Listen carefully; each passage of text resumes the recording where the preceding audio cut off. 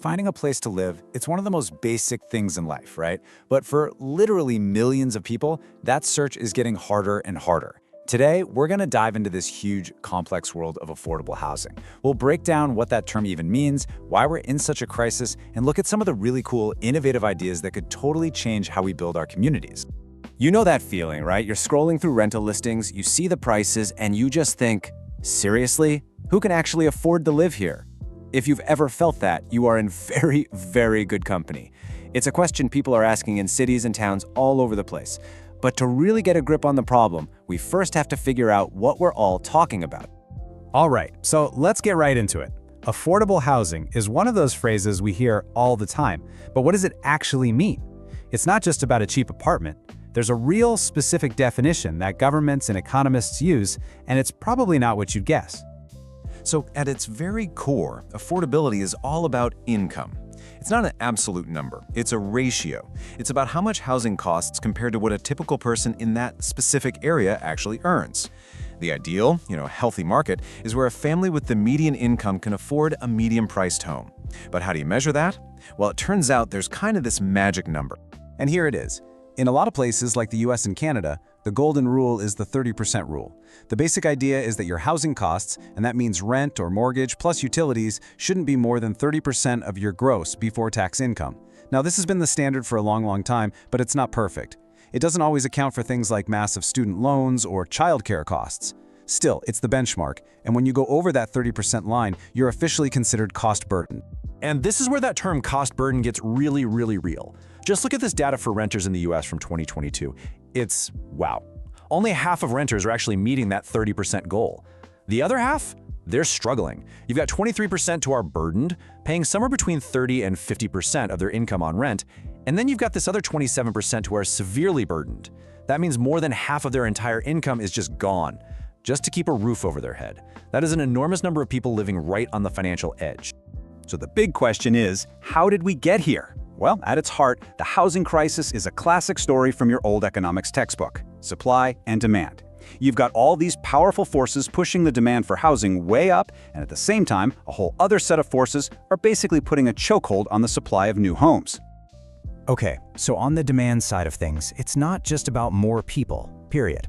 Yeah, population growth and people moving to popular cities are huge drivers, but it's also about how we live now.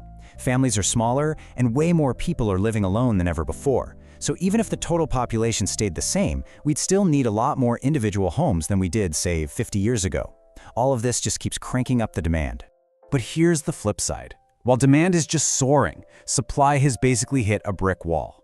In so many cities, trying to build new housing is just a complete nightmare of red tape and high costs. You've got these restrictive zoning laws that make it illegal to build anything but a single-family house in huge parts of a city. Then you pile on crazy high land costs, taxes, and all these government fees. And this isn't just numbers on a spreadsheet. This massive gap between how many homes we need and how many we have, well, it has these huge, real-world consequences. It creates these ripple effects that touch almost every part of our society. It really is like a devastating chain reaction. So when people can't afford to live anywhere near their jobs, what happens? They're forced into these super long, expensive commutes. It's this whole drive till you qualify lifestyle, and it puts a huge strain on families. It also means essential workers, like teachers, firefighters, nurses, can't afford to live in the communities they serve. To put a number on it, on any given night in the United States, there are more than 500,000 people experiencing homelessness. This isn't just some abstract economic problem, it's a deeply human one. And it has a direct line back to the simple fact that there aren't enough affordable places for people to live. This quote really says it all, doesn't it? This isn't just about an individual's struggle to pay the rent. It is a fundamental part of a healthy, functioning community. When huge chunks of the population are stressed out and financially unstable because of housing costs, the entire community feels it. So, what on earth can we do about it? It is a massive problem for sure. But the good news is, there are a lot of really smart people working on this. They're coming up with a whole range of creative, ambitious ideas. And most of these solutions fall into two main camps. Okay, so the two big schools of thought are market-based and subsidy-based. The market-based folks focus on one thing: build more housing. Their whole idea is if you get rid of the barriers, like restrictive zoning, and just build, the increased supply will eventually bring prices down for everyone. On the other side, you have subsidy-based approaches. These focus on giving people financial help right now, things like rental assistance or housing vouchers, so they can afford the housing that already exists. The challenge there is that it doesn't really fix the root problem of not enough homes.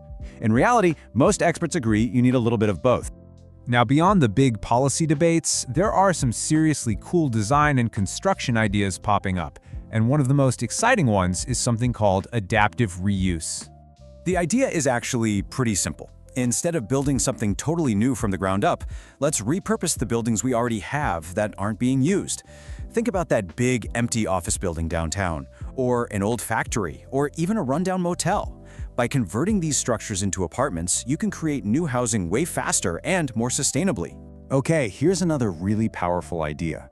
For the last, 50, 60 years, American cities have mostly built two things: single-family houses over here and giant apartment buildings over there. But what about everything that could fit in between?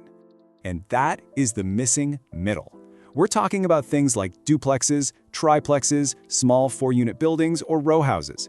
They are built on a similar scale to a single-family home, but they provide more housing options.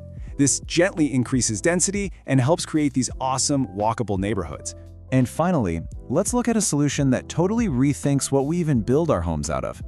Containerized housing is a really modern, interesting take on prefabricated homes.